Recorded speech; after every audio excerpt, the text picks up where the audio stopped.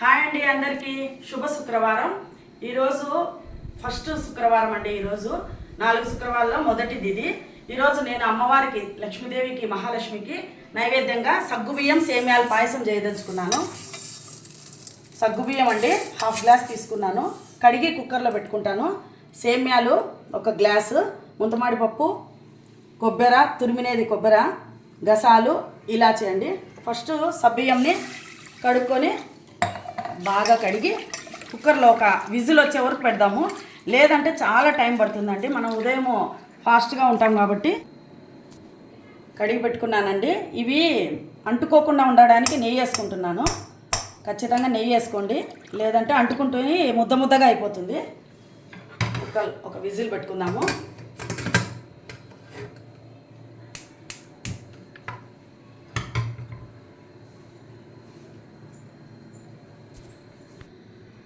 Stove మీద ఈలోపు అది విజిల్ వచ్చేలోపు ప్యాన్ పెట్టుకొని నెయ్యి వేసుకుందాము.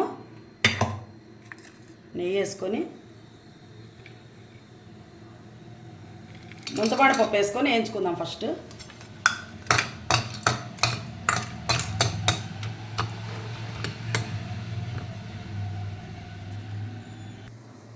ముంతపాడి పప్పు వేగిపోయింది.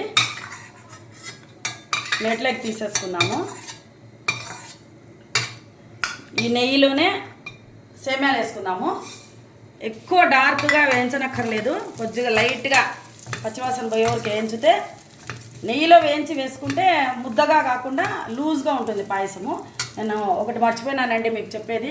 1 గ్లాస్ నిండా పాలు, మనకు అవసరమైతే నీళ్ళు కొన్ని తీసుకున్నాను. 1 గ్లాస్ నిండా పాలు తీసుకున్నాను. ఫస్ట్ చెప్పేది తొందరలో మర్చిపోయినాను. లైట్గా వేయించుకుందాం. ఇవి వేయించేసి ఆఫ్ చేసుకుందాము.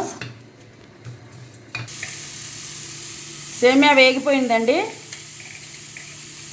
స్టవ్ ఆఫ్ చేసుకుందాము. ఇక్కడ సబ్బియ్యం కూడా విజిల్ వస్తుంది. వచ్చిన తర్వాత విజిల్ అది పోయిన తర్వాత మనం స్టార్ట్ చేద్దాం. సబ్బియ్యం ఉడికిపోయినాయండి.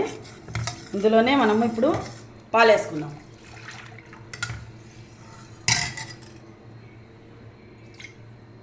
పాలు వేసుకొని సేమ్యాలు వేసేసుకుందాం. ఈ పాలల్లోనే ఆల్రెడీ నీళ్ళు ఉన్నాయి కొన్ని. ఈ పాలల్లోనే మనము సేమ్యాలు వేసుకొని ఉడికించుకుందాం కొద్దిసేపు, ఒక 10 మినిట్స్. సేమ్యాలు ఉడికిపోయినాయండి. కొద్దిగా ఇంకా బాగా అయింది. చూడండి, నీళ్ళగా అయింది. ఈ విధంగా ఎక్కువ వేసుకుంటే, కొన్ని నీళ్ళైనా వేసుకోండి, కొద్దిగా లూజ్గా చేసుకుంటే తినేటప్పటికి ఇది గట్టిపడుతుంది. ఇప్పుడు ఈలోపు మనము గసాలు, కొబ్బరి వేయించుకుందాము.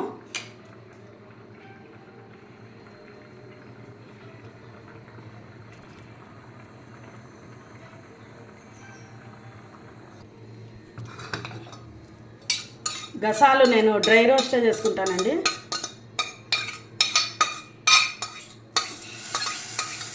డైరెక్ట్ వేసేసుకుంటున్నాను పాయసంలోనే. తర్వాత కొద్దిగా నెయ్యి వేసుకుందాం. ఆల్రెడీ మనం వేసేసినాం నెయ్యి. కొబ్బరి వేసుకుందాం. కొబ్బరి వేసుకొని ముంతమాడి పప్పు ఆల్రెడీ వేగిపోయింది కదా, ఇందులో వేసేసుకున్నాం పాయసంలో. కొబ్బరి వేసుకొని కొబ్బరి నెయ్యిలో వేయించుకున్నాము. వేగిపోయింది, చాలు. ఇంకా తురిమేసినాం కదా, ఈజీగా. ముక్కలు అయితే కొంచెం లేట్ అవుతుంది. తురిమేసినాం కాబట్టి మనకి ఈజీగా వేగిపోయింది, రెడ్గా అయిపోయింది. కావాలనుకుంటే మనం కొద్దిగా పాయసం కూడా వేసుకుందాం దీంట్లో.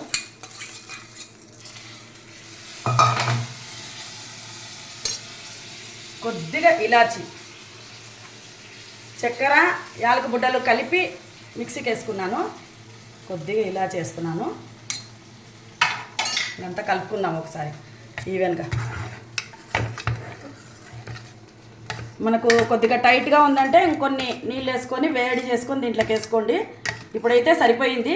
తినేటప్పుడు కొద్దిగా మనకు గట్టిగా అయిందంటే, ఎక్కువ కాదు, మనం సేమ్యాలు నెయ్యిలో వేయించినాం కాబట్టి ఎక్కువ కాదు, సరిపోయింది. ఇప్పుడు పాయసం రెడీ అయింది చూడండి. కొద్దిగా చల్లార్చుకొని అమ్మవారికి నైవేద్యంగా తీసుకుందాం. రెడీ అయింది. చక్కెర వేసుకుందామండి. చక్కెర వేసుకొని అంతా కలుపుకొని ఒక 5 మినిట్స్ ఉండేసి ఆఫ్ చేసుకుందాము. ఇంకా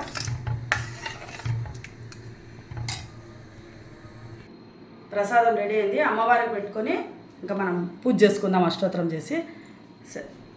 పాయసము, సేమ్యాల సగ్గుబియ్యం పాయసము, వడపప్పు, పానకం ఈ 3 పెట్టి అమ్మవారికి పూజ చేసుకుందాం. చిన్నయాయ నమ పరమేశ్వరాయ నమః. పరమార్థం శ్రీమతి దుర్దండ విక్రమార పరాత్పరాయ పరస్పర బ్రహ్మణే విభయవే నమః.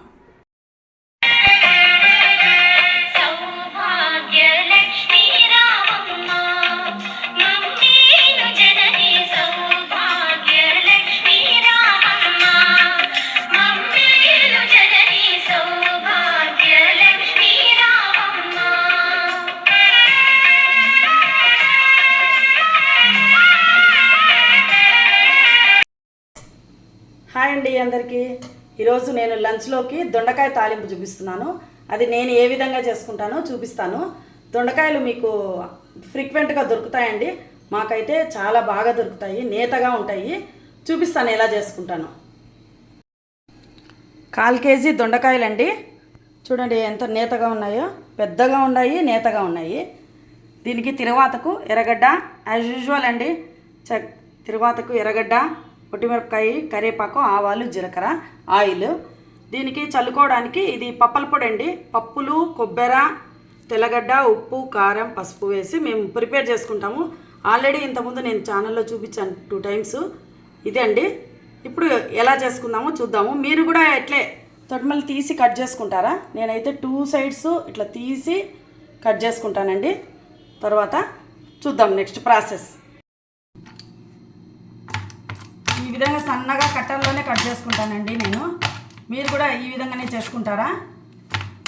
చూడండి ఎంత సన్నగా వస్తున్నాయో. అసలు కట్టర్లో అయితే ఈజీగా వస్తాయండి కత్తితో కంటే. దానికే నేను కట్టరే తీసుకున్నాను. స్టవ్ పైన ప్యాన్ పెట్టుకొని ఆయిల్ వేసుకుందామండి. ఫ్రై చేసుకుందాము. తిరువాత వేసుకుందాం.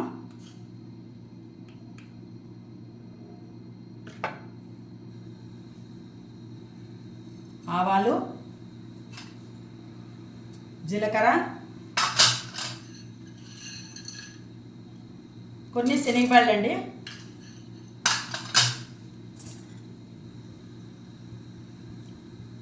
ఆవాలు చిటపట అయినాక ఎర్రగడ్డలు వేసుకుందాం తిరువాతకు. మీరు దొండకాయలు ఈ విధంగానే రౌండ్స్గా కట్ చేసుకుంటారా? చూడండి నేనైతే ఈ విధంగా కట్ చేసుకున్నాను. మీరు ఇదే విధంగా రౌండ్ కట్ చేసుకుంటారా, పొడుగుగా కట్ చేసుకుంటారా? చూడండి ఎంత బాగున్నాయో. పల్సగా చేసుకున్నానండి, చాలా పల్సగా ఉన్నాయి. చూడు ఈ విధంగానే చేసుకుంటాను. ఈజీగా ఫ్రై అవుతాయి. దీన్ని బెండకాయని దొండకాయని రెండింటిని ఉడకబెట్టానండి.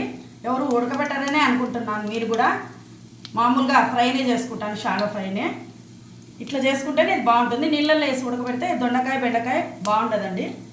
మామూలుగా వేరే వెజిటబుల్స్ అయితే తర్వాత వేసుకుందాము. కరివేపాకు, ఉద్దిమిరపకాయలు, ఎర్రగడ్డలు వేసుకుందామండి. తర్వాత వేగిన తర్వాత దొండకాయలు వేసుకుందాం. వేరే వెజిటబుల్స్ అయితే ఇవి కాకుండా మనము ఆలు కానీ, గోరుచిక్కుడు కానీ, చిక్కుడుకాయ కానీ, మనం వంకాయ కానీ ఏదైనా ఉడకబెట్టుకొని చేసుకుంటాము. కానీ ఇవి ఉడకబెడితే బాగుండవండి. బెండకాయ మీకు తెలుసు కదా, అదే విధంగానే దొండకాయ. ఈ మధ్యలో మ్యారేజెస్కి వెళ్తే దొండకాయని బెండకాయని శనగపిండి, కార్నిఫోర్ దానిలో వేసి ఆయిల్లో డీప్ ఫ్రై చేసి పెడుతున్నారండి. బాగానే ఉంది, కానీ అది కొద్దిసేపే క్రిస్పీగా ఉంటాయి. అవి తర్వాత మెత్తగా అయిపోతాయి, బాగుండవు. కానీ ఇదే తాలింపు చేసుకుంటే మనం ఈవినింగ్ తిన్నా కూడా తాలింపు ఇదే విధంగానే ఉంటుందండి. ఇది హాఫ్ వేగిపోయినాయి చాలు. మరి మనం దొండకాయలు వేపుకునేటప్పటికి మాడిపోతాయి. ఇప్పుడు దొండకాయలు వేసుకుందాం.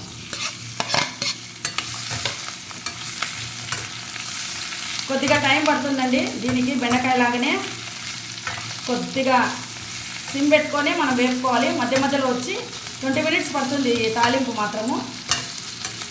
ఎందుకంటే పచ్చిగా మనం వేసాం కాబట్టి. దీనికి సాల్ట్ వేద్దాం కొద్దిగా.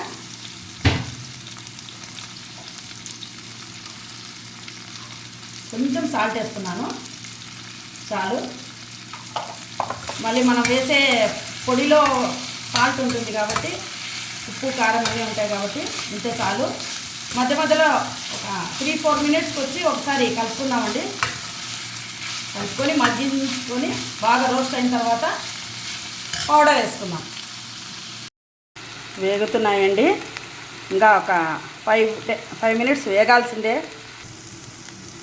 కొద్దిగా మాడిందండి, ఇంకా కొంచెం రోస్ట్ అయితే మనం పౌడర్ వేసేసుకోవచ్చు. మీరు ఈ దొండకాయ తాలింపుని ఏ విధంగా తింటారు? మేమైతే పప్పుతో కానీ ఏదన్నా చట్నీ చేసుకున్నప్పుడు కానీ, రసము పప్పు చేసుకున్నప్పుడు కానీ తాలింపుగా తింటామండి. చాలా బాగుంటుంది. అసలు ఒక్క మధ్యాహ్నంకే అయిపోతుందండి ఈ తాలింపు. వేగిపోయిందండి, ఇంకా పప్పల పొడి వేసుకున్నాము. 3 స్పూన్లు సరిపోతుంది, చూద్దాము. వేసి కలిపిన తర్వాత చూద్దాము సరిపోతుందో లేదో.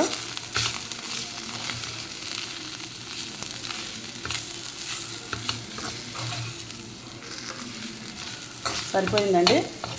ఇంకా వేసుకున్న తర్వాత ఒక 1-2 మినిట్స్ చాలు. పప్పల పొడి హీట్లో ఉంటుంది కదా, సరిపోతుంది. సరిపోయిందండి. చూడండి ఎంత బాగా అయిందో తాలింపు, చూపిస్తాను. బాగా అయింది, ఫినిష్ అయిందండి దొండకాయ తాలింపు.